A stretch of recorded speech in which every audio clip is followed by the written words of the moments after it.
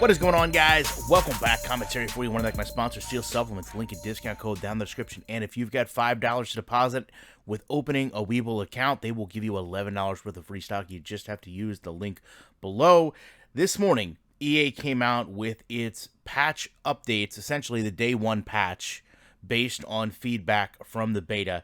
And I'm really surprised at what they've talked about with franchise mode. Obviously, the huge push, almost a year and a half now, for them to fix franchise mode. We'll get into some of the issues that clearly still remain with this game, but let me start with a positive. If you go down to the fourth bulletin point, the option to promote a coordinator to head coach has been added. So this is one of the things that the community had really pined for. We wanted to have a coaching tree, we wanted to have a full staff, and we wanted to be able to promote those coaches. So now that we can take a coordinator and advance them to head coach, that's a pretty big deal within the scheme of the game. And I'm not sure why this wasn't something they've led with or kind of pursued more, showing the community, hey, we've listened. Not only do you have these more full coaching trees, but you also have the ability to, we would hope, promote and relegate, not just fire, but relegate coaches out to other positions within the tree. So they talk about more detail. I don't know what these coach actors and hundreds of lines of content actually mean. Whether this is the actual somatic scenes that you see in the game, the cutscenes, or whether this is actual audio commentary that they've recorded from somewhere along the way. They go on to continue to push, the cost of talents was increased for tuning purposes, particularly in the head coach and player personnel trees. That's speaking more to the financial ramification in the game. And this is something I'm going to touch on in a moment, but clearly they have issues with the structure of teams being made through the salary cap that they have. So they're already tuning some of the costs of these players and coaches to try to create a system where the teams can be built accurately. And this is a huge problem, and it actually gets mentioned on the next slide, and I'm kind of amazed that we're still dealing with this. They have an issue here where a user could repeatedly hire and fire a staff member to collect signing bonus staff points. Seems pretty elementary. Seems like something that should have been taken care of well before it even got in the public's hands. They talk about aspects of the user interface and the goal system have been revised for clarity. To me, this is just kind of the XP system that's always been in the background. Sometimes it's more of a meter and less of a system, and it really has issues in you reading it as a gamer as to what you need to do. And it's not just that, it's the fact that a lot of times the game undersimplifies things. So to go and take that same XP banner approach and put it into the game, we've talked about many times, the game will set a reward for you based on the completion of a goal. So if your goal is to pass for a rushing touchdown, it will give you as a coach 500 XP, okay? Because your goal for that drive was to catch a touchdown. However, if you have a player fumble and another player on your team picks it up and runs it into the end zone, then all of a sudden those goals become completely non-existent and you failed.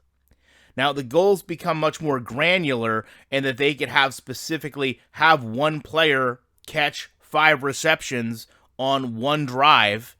He catches one pass, breaks into the open field, and takes up 40 yards. Well, now I'm going to have to tic-tac down the field to feed him these yards. The game doesn't recognize these things. It doesn't have the ability to compute. This player just caught a 40-yard pass. The concept that he's going to somehow get 4 more receptions in this drive is unlikely, but if you don't, you're not going to get your goal. That's what, as far as gamers, when we talk about our frustrations in improving this, we're asking for a little bit more than tuning and fixes. It's the logic of the game that is broken, and that's where I want to go into next, because when we talk about the logic of franchise mode, the fact that we're here in August of 2021, less than a week before the game releases, and EA is admitting that they still have this problem. And not only they still have this problem, how they go about fixing this problem is astonishing to me. So when you look at what's said here, players noticed that stars and top talent were not receiving free agent interest or signing contracts, causing higher overall players to be available for veteran minimal.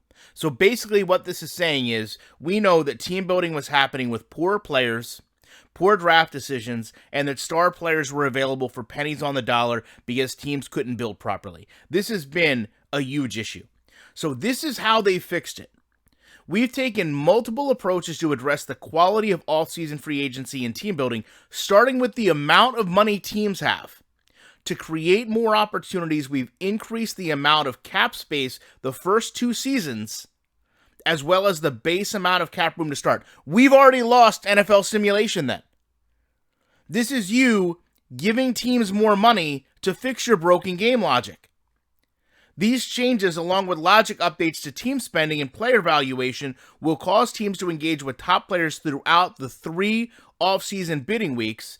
A secondary goal of tuning was also to increase the number of players that sign in the offseason. To me, if you have to modify what real-world values are given, that means your system is broken. You're putting a Band-Aid on this.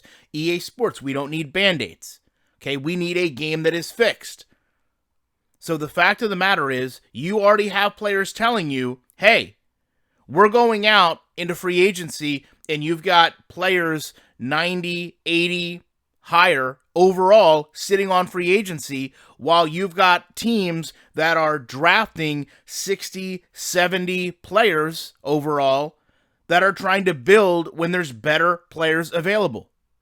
That's broken logic, period. You going and saying, we're tuning this logic and giving the teams more money, that's not a resolution. That's not fixing your game. I don't know, maybe I've sent EA some awards in the past. Maybe we need to send them an award for the word fix, right? How to fix things, right? Do I need to include that in Sean Grady's God of War birthday cake? How to fix a game, not patch a game and Band-Aid a game. Build the game better, and then it will work properly. You are not going to satisfy any gamer in our community if you're putting Band-Aids on things. And the fact that they're sitting here a couple days before release, acknowledging that one of the biggest issues we have not only still exists, but they can't even fix it. The only way they can try to resolve it is to break the NFL simulation agreement that they have and give players more cap space is incredible.